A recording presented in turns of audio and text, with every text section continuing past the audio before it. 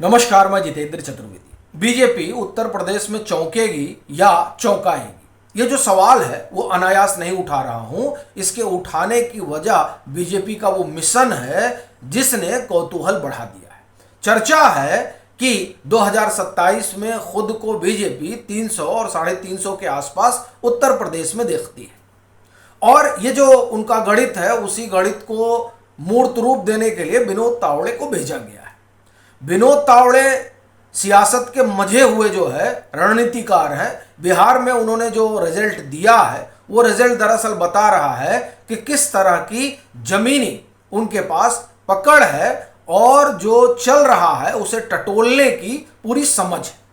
लेकिन बड़ा प्रश्न यह है कि क्या वो समझ उत्तर प्रदेश में काम आएगी।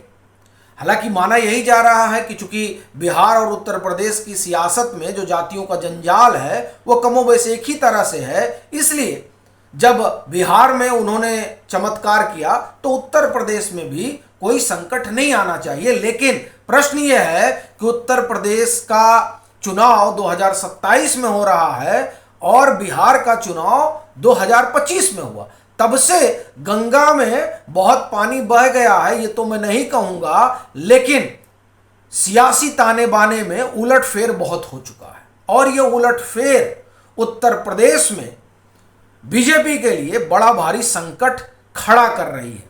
तो क्या उस संकट से ये पार पाएंगे या फिर तावड़े उत्तर प्रदेश के सियासी भंवर में फंस जाएंगे और जो उनका अपना प्रताप है वो प्रताप दरअसल यही खत्म हो जाएगा।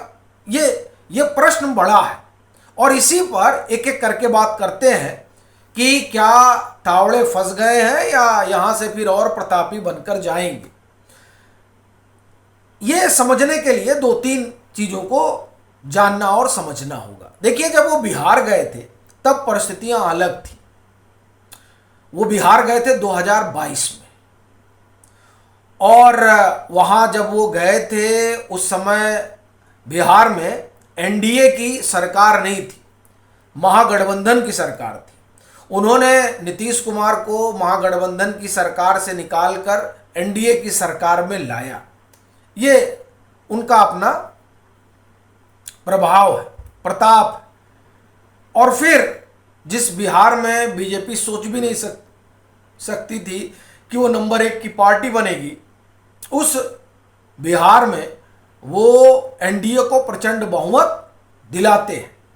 अब आप कहेंगे कि धर्मेंद्र प्रधान प्रभारी थे तो चुनाव के प्रभारी थे, उससे पहले बिहार के प्रभारी जो विनोद तावड़े को ही बनाया गया था। तो इसलिए देखिए वहां उन्होंने चमत्कार किया। लेकिन 2025 से लेकर और 2027 तक की यात्रा में जेनजी आ गया है और एक और बात जुड़ रही है, वो है जातियों का टूटन, जो कम से कम उत्तर प्रदेश में बड़ी प्रमुखता से दिखाई दिया है। तीसरी चीज जो यहां नजर आ रही है वो है सपा और कांग्रेस का गठबंधन। ये जो गठबंधन है ये अपने आप में कितना डेडली है इसका अंदाजा बीजेपी लगा रही है और वो लगा चुकी है। 2024 के लोकसभा चुनाव में उत्तर प्रदेश में क्या हाल हुआ था। तो इसलिए यह प्रश्न जो है खड़ा हो रहा है। और फिर 300 350 मतलब छोटी बात है क्या। 2022 में जब उत्तर प्रदेश का चुनाव हुआ था, क्या वैसी परिस्थितियां आज बची हैं? आज यानी 2027 में जब चुनाव होगा उसकी बात कर रहा हूं। क्या वाकई में अगर 300 350 की बात बीजेपी सोच रही है तो 2017 वाली स्थितियां हैं क्या उत्तर प्रदेश में? लगता तो नहीं है। 2017 की परिस्थिति अलग थी। 2017 में समाजवादी पार्टी के खिलाफ एक बड़ी नाराजगी थी। इसमें मुजफ्फरनगर दंगों का प्रभाव था, इसमें नरेंद्र मोदी के करिश्माई व्यक्तित्व का असर था, इसमें एक तरह से आप कहें कि पिछड़ों की लामबंदी थी, सवर्णों की लामबंदी थी, या हम ये कहें कि एक जो पूरा हिंदुत्व का अम्ब्रेला है उसकी लामबंदी थी। आज वो हिंदुत्व का अम्ब्रेला दरक रहा है राम मंदिर मसले के बाद से। आज वो हिंदुत्व का अम्ब्रेला दरक रहा है जातियों के जंजाल से। आज वो हिंदुत्व का अम्ब्रेला जो है वो एक तरह से कहा जाए कि संकट में खड़ा है और आप पूरब से पश्चिम तक जोड़ना शुरू कर दीजिए। क्या पश्चिम में आज वो परिस्थितियां हैं जो परिस्थितियां 2022 में थी या 2017 में थी? क्या वैसी परिस्थितियां 2027 में होंगी?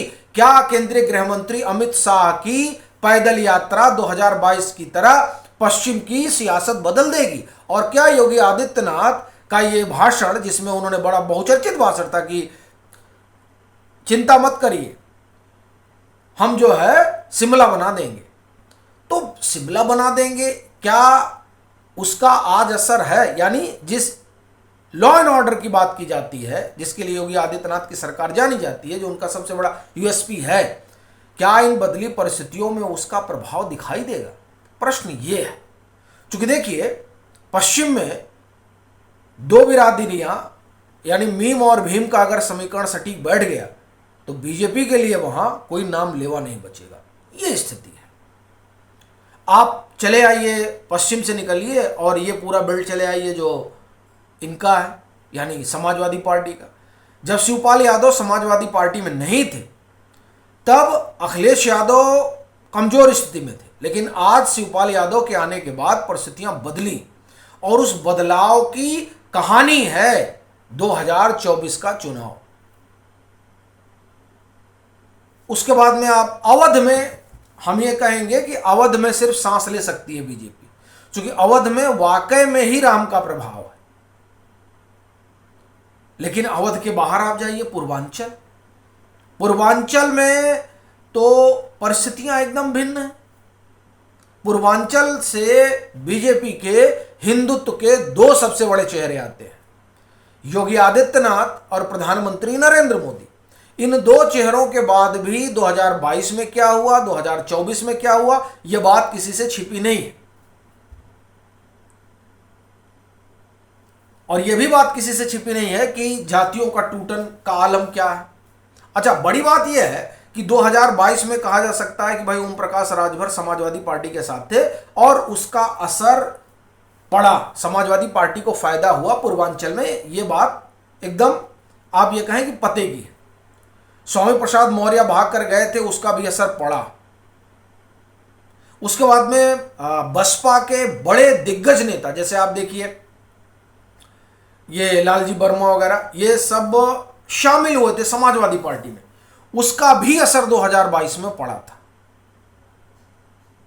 तो वो तो अभी भी समाजवादी पार्टी में है। एक ही चीज सिर्फ हुआ है कि ये ओम प्रकाश राजभर ने बीजेपी का दामन थामा है, लेकिन 2024 में इनके होने के बाद भी कोई असर नहीं हुआ। तो दरअसल ये उत्तर प्रदेश की परिस्थिति है। अब उस परिस्थिति में विनोद तावड़े को भेजा गया है। जाहिर सी बात है, ये विनोद तावड़े का अपना रणनीतिक कौशल है, पॉलिटिकल आप एक तरह से कहें कि उनकी अपनी जो दूरंदेशी है उसको ख्याल में रखकर उन्हें भेजा गया है।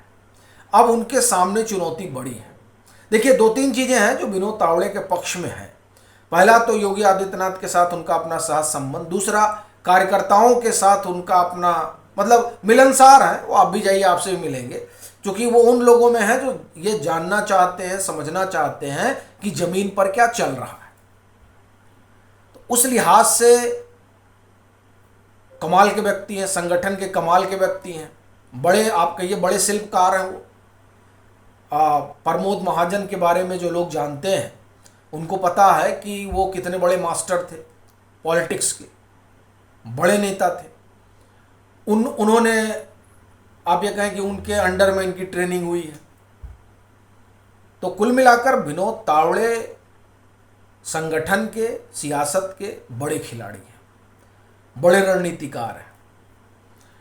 और ऐसा लग रहा है कि उसी की वजह से इनको भेजा गया है कि जो असंभव है उसे संभव बनाइए।